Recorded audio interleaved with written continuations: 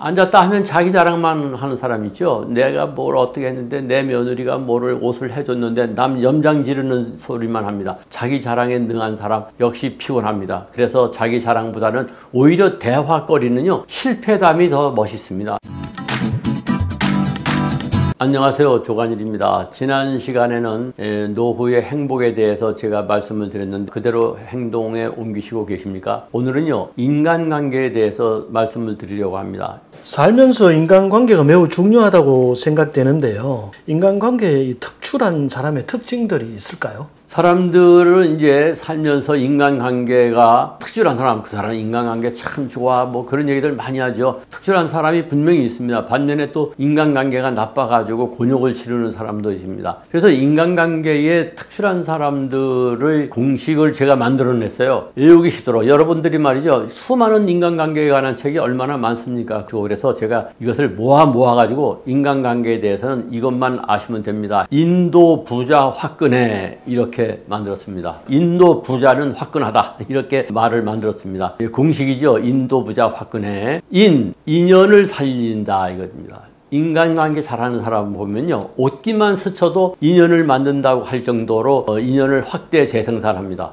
제 친구 중에 그런 사람이 있어요. 한번 제 친구를 다른 친구에게 소개해 줬는데 나중에 보니까요, 소개해 줬던 저보다도 오히려 그 친구하고 더 친하게 지나더라고요. 인간관계를 참 잘 관리하는 사람들 있죠. 명함을 관리한다든가 또는 수시로 전화 연락을 한다든가 해가지고 인연을 잘 살리는 사람이 있습니다. 그래서 인도 부자 화끈해의 인은 인간의 인연을 잘 살린다는 것으로 생각하시면 되겠습니다. 인도 부자 화끈해의 도는요, 도움을 줍니다. 인간관계가 잘 되려면 도움을 받기만 해가지고는 되지를 않습니다. 무엇이든지 도와줘야죠. 제가 잘 아는 선배님 중에는 이런 분이 있습니다. 아침에 집을 났을 때 오늘 나는 100사람을 도와주겠다, 이렇게 약속을 마음속에 하면서 출근을 한다는 겁니다. 물론 100사람을 어떻게 도와주겠습니까? 그 얘기는 뭐냐면은 100사람을 도와준다는 것은 나하고 오늘 부딪히는 사람에게 대해서는 무조건 도움을 주는 사람이 되겠다, 이런 얘기죠. 그래서 도움을 준다는 것이 두 번째 공식입니다. 상대의 어려움을 잘 살피고 도와주려고 애를 쓰는 거죠. 인도 부자 화끈해 부는 부지런합니다. 이게 인간관계가 그냥 되는 게 아니잖아요. 예를 들어서 어느 집에 누가 돌아가셨다 할 때 그 먼 길도 마지 않고 가보는 사람이 있는가 하면은 가까운 길인데도 불구하고 그냥 부조금만 보내고 축의금만 보내고 참석하지 않는 사람이 있지 않습니까? 되게 인간관계 잘하는 사람 보면요, 자기가 앞에 놨습니다. 모임을 하더라도 총무를 맡아가지고 심부름을 다 합니다. 선물도 때 맞춰서 다 줍니다. 이게 보통 부지런해서 되는 게 아니잖아요. 제가 지금까지 책을 65권을 썼다고 했는데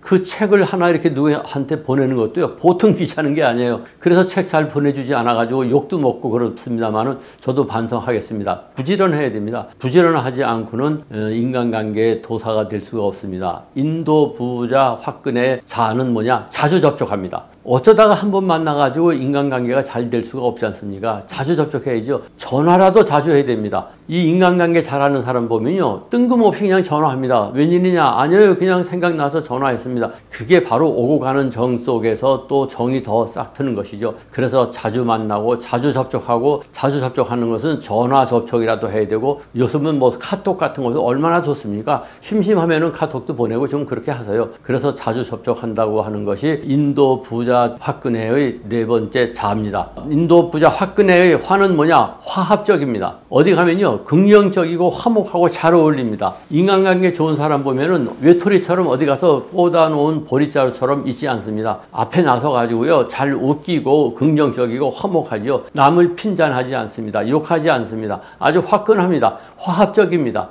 긍정적입니다. 인도 부자 화끈해의 끈은 끈끈합니다. 겉돌지 않습니다. 인맥으로 관리합니다. 관계를 맺었다고 해서 관계가 되는 게 아니잖아요. 인맥이 돼야 되죠. 그러기 위해서는요, 부탁할 게 있으면 부탁도 하셔야 되고, 부탁도 들어주셔야 되고, 부탁도 아주 화끈하게 들어주셔야 됩니다. 그래서 그냥 인간관계를 맺는 것이 아니라 인맥으로 관리한다는 그런 특징이 있습니다. 마지막으로 뭐냐, 인도부자 화끈해, 해를 끼치지 않습니다. 아무리 인간관계가 좋고 앞에서 얘기한 인도 부자 화끈을 실천했다 하더라도 해를 끼치면 말짱황이죠. 어떤 친구 보면요, 기껏 잘 나가다가 돈 몇 푼 꿔가지고 그것을 갚지 않아서 말짱황이 되는 경우도 있지 않습니까? 해를 끼치지 않는다는 것, 인도 부자 화끈해, 이거 잊지 마십시오. 사기꾼과 인맥도사의 차이점이 뭐냐? 사기꾼과 인맥도사의 차이점은 인맥도사는 도움을 준다는 것이고 사기꾼은 해를 끼친다는 겁니다. 어떻습니까? 인도 부자 화끈해 머릿속에 화끈하게 박히셨습니까? 꼭 기억하시기 바랍니다.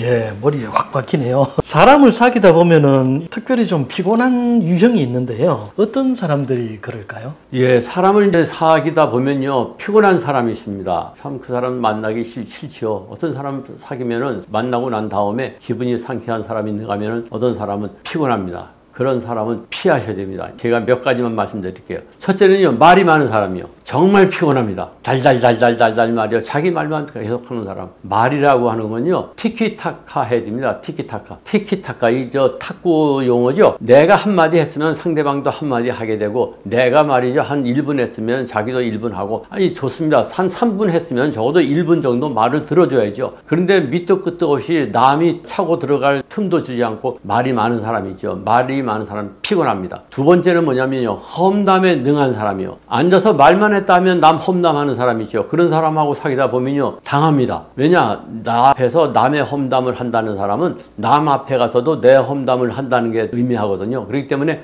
험담에 능한 사람을 사귀면은 정말 피곤해집니다. 마음이 찜찜해집니다. 그런 사람 사귀지 마십시오. 세 번째는요, 자기 자랑에 능한 사람. 앉았다 하면 자기 자랑만 하는 사람 있죠. 내가 뭘 어떻게 했는데, 내 며느리가 뭐를 옷을 해줬는데 남 염장 지르는 소리만 합니다. 자기 자랑에 능한 사람 역시 피곤합니다. 그래서 자기 자랑보다는 오히려 대화거리는요, 실패담이 더 멋있습니다. 내가 이번에 이런 일을 했는데 이런 실패를 했다. 그것이 상대방의 기분을 오히려 좋게 한다는 겁니다. 왜냐, 남의 실패담이라고 하는 것은요, 그 이야기를 듣는 사람을 은근히 기분 좋게 하는 속성을 가지고 있다고 하더라고요. 여러분은 남의 실패담을 듣고 기분 좋아하지는 마십시오. 그러나 실패담에는 그런 속성이 있다는 것은 알아두시기 바랍니다. 뇌피셜리스트는 뭐냐, 마지막으로. 뇌피셜리스트는 자기가 머릿속에서 말이죠, 자기가 이론을 만들어내가지고 마치 거창한 이론처럼 이야기를 하는 사람이죠. 뇌와 오피셜의 합성으로서 자기 머리에서 나온 생각이나 사실을 검증된 것인 양 말하는 행위죠. 뇌피셜리스트, 아주 피곤합니다. 그런 사람은 사귀지 마십시오. 다섯 번째는요, 남의 말을 부정적으로 받아들이는 사람이 있습니다. 무슨 말만 했다 하면 말이죠, 에이, 그게 아니야, 택도 없는 소리 하지 마라. 그런 사람이죠. 남 신나게 얘기하는데요, 야, 말도 안 되는 소리 하지 마라. 누가 그런 소리 하냐, 택도 없는 소리 하지 마라. 부정적으로 받아들이는 사람 아주 피곤해집니다. 누가 무슨 말을 하면 선선하게 받아들여야죠. 야, 나 요번에 이러이러한 옷을 샀다 하면요, 야, 멋있다, 그 뭐 아주 잘 샀는데, 이런 사람이 있는가 하면요, 야, 그 색상이 왜 그러냐, 이렇게 부정적으로 말하는 사람이 있어요. 요번에 내가 말이야, 집을 이런 걸 샀다 그러면, 야, 그 동네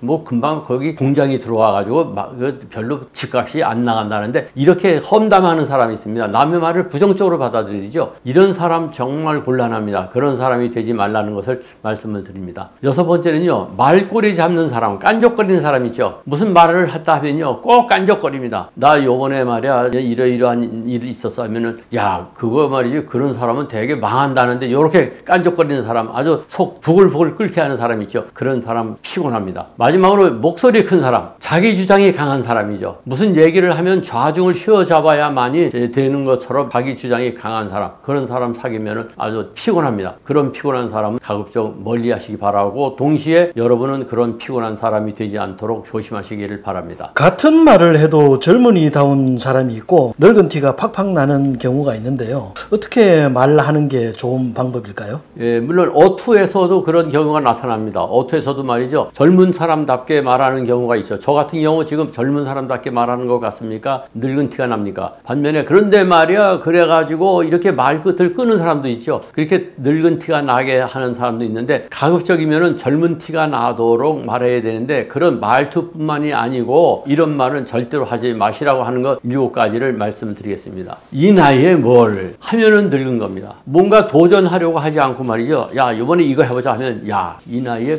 뭘 그런 그런 걸 하냐? 이젠 끝났어. 이렇게 되면은 바로 이것이 늙은 겁니다. 젊은 사람은 그런 이야기 하지 않죠. 야, 한번 해보자. 그렇지 않습니까? 두 번째는요. 그거 해서 뭐해? 그거 배워서 뭐해? 그거 알아서 뭐해? 하면 늙은 겁니다. 의욕과 호기심이 없다는 거잖아요. 의욕과 호기심이 있느냐 없느냐에 따라서 늙은 것과 젊은 것의 차이가 납니다. 야, 요번에 동네에서 무엇을 한다는데 우리 그거 배우러 갈래? 야, 그거 이제 배워서 뭐해? 그거 알아서 뭐 하려고? 이렇게 되면은 늙은 겁니다. 그것을 말할 때마다 아하, 내가 이미 늙었구나 이렇게 생각하시기 바랍니다. 세 번째는요. 귀찮다는 말을 자주 하면 늙은 겁니다. 감정이 메마르면 늙은 거죠. 야, 뭐 하러 가자. 야, 귀찮아. 나 그거 귀찮아서 못하겠어. 정말 왜 이렇게 귀찮냐? 귀찮다는 말을 자주 하는 사람은 늙은 겁니다. 그런 말 하지 마시기 바랍니다. 감정적으로 메마르면 늙은 거죠. 그게 바로 귀찮아하는 겁니다. 네 번째는요. 희망이 없다는 말을 하면 늙은 겁니다. 꿈과 희망이 없다면 당연히 인생이 끝나가는 것이죠. 난 희망이 없어. 난 희망이 없어. 그런 말을 하는 경우 많이 보죠. 그렇게 되면 당연히 늙은 겁니다. 희망이 있다고 해야 됩니다. 희망을 만드셔야 됩니다. 어떻게든지 목표를 가지셔야 됩니다. 돌아가시는 그날까지 나름대로의 목표를 가지고 희망을 갖고 사셔야 됩니다. 남에게 봉사하는 것도 희망이요 목표고, 그리고 젊게 살 수 있도록 운동을 열심히 하는 것도 희망이요 목표가 되는 겁니다. 그런데 난 희망이 없다는 말을 하시면 늙은 겁니다. 다섯 번째는요. 힘들어 죽겠다. 이 말 자주 하면 늙은 겁니다. 그렇게 되면요. 몸도 마음도 쇠약해진 것이죠. 당연한 것 아니겠습니까? 뭐 한다고 하면요. 야, 힘들어 죽겠어. 야, 요즘 왜 이렇게 힘드냐? 이렇게 하면은 늙은 겁니다. 여섯 번째는요. 그때가 좋았어. 왕년에. 나 때는 말이야. 이런 말 하면은 늙은 겁니다. 미래가 아니라 과거를 그리워하는 거니까 늙은 거죠. 마지막으로 말이죠. 이젠 늙었어. 이 말 하면은 정말 늙은 거죠. 말을 자주 하면은 진짜 늙은 겁니다. 스스로 늙음을 인정하는 것 아니겠습니까? 아무쪼록 제가 말씀드린 7가지 말 입 밖에 내지 않으시도록 노력하십시오. 그런 말을 버릇들이지 않으시도록 하시기 바랍니다. 그러면 누구보다도 젊게 사실 수 있다고 확신을 합니다. 네, 요즘 꼰대라는 말을 많이 쓰는데요. 꼰대가 되지 않는 말버릇이 따로 있을까요? 꼰대라고 하는 말은 제가 다음 시간에 또 자세하게 설명을 드리겠습니다만은 오늘은 하나만 좀 말씀을 드리겠습니다. 대화를 잘한다는 것은 매우 중요한데 화술해가는 책을 많이 읽고 제가 꼰대가 되지 않도록 하기 위해서 여러 가지 방법을 연구를 많이 하고 책도 많이 썼습니다. 요번에 제가 쓴 팀장의 조건이라고 하는 이 책도요. 이것은 4번째 책인데 어떻게 되면 꼰대 팀장이 되지 않고 제대로 된 팀장이 될 것이냐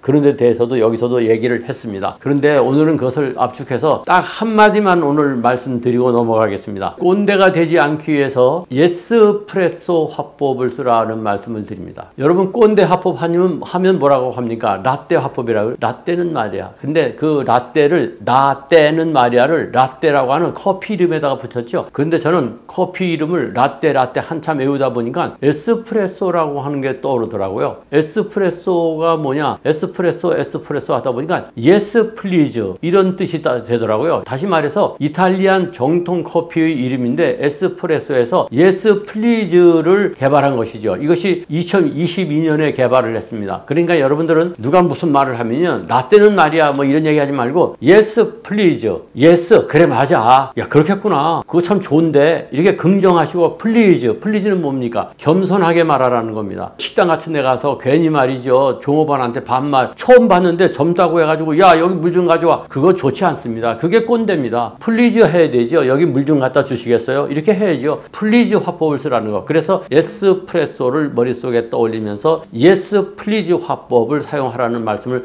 간절히 드립니다. 이 꼰대에 대해서는 제가 다음 시간에 또 한번 말씀을 드리도록 그렇게 하겠습니다. 어떻습니까? 오늘 제가 말씀드린 것 어떻게 하든지 간에 젊은 사람이 될 수 있도록 해야 됩니다. 그 젊음을 유지하는 것 잊지 마시고 꼰대가 되지 않도록 아무쪼록 도움이 되시기를 바랍니다. 대단히 고맙습니다.